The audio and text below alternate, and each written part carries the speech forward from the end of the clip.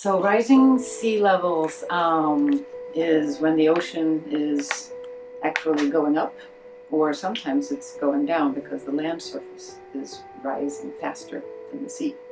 That happens as well. So we like to speak of relative sea level rise, actually, to make sure that we're talking about how much is that sea rising compared to where we sit on land.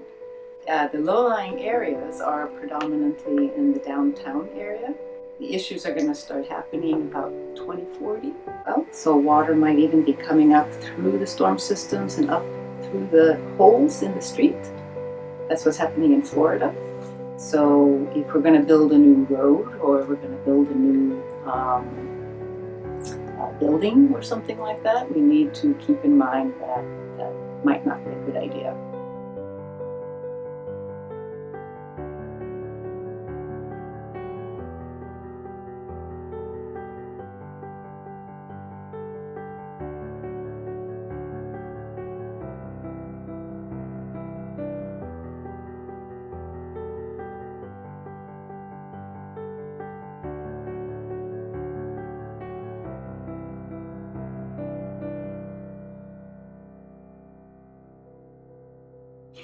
When the pH levels change, it affects the animals that live in the ocean. So different animals are affected in different ways. Some animals are okay and can tolerate lower pH or higher pH, but some animals are unable to make things like their shells for some certain mollusks or certain diatoms, things that make shells out of calcium carbonate, for example. When it's too acidic, they can't make a shell.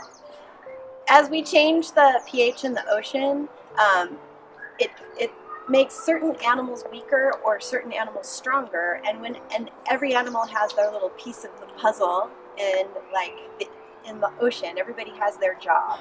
And so when you change the effects on different animals, some get stronger, some get weaker, then it changes the puzzle, and not all the puzzles fit together right pieces. So it makes it so that the ocean is off balance. And when the ocean is off balance, the climate is off balance. And like, for example, we see these huge storms that are happening now, and that's directly linked to our changing ocean. When the CO2 levels in the atmosphere increase, there's a limit to what the oceans can take up. The CO2, there are two ways the CO2 is taken up into the ocean, through dissolution, so that's the solubility of CO2 in the water, and the other one is called the biological pump.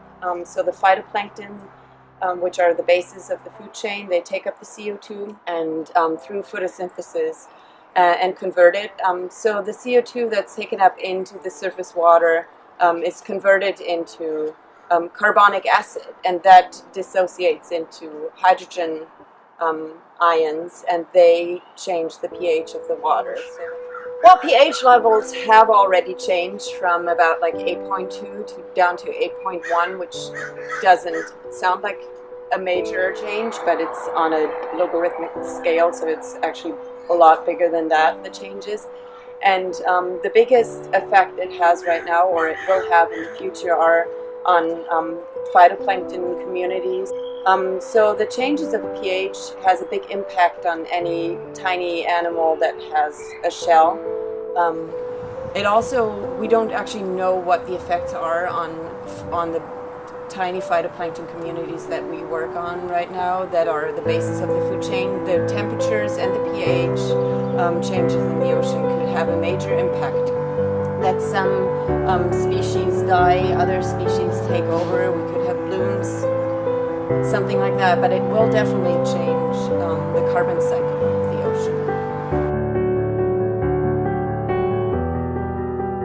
There's so much we can do to prevent climate change and try to make climate change better. And kids are really good at this because hopefully their parents listen to them, and they do things like turn off the lights, ride their bikes, don't use things that are made out of plastic, use water bottles that are not plastic.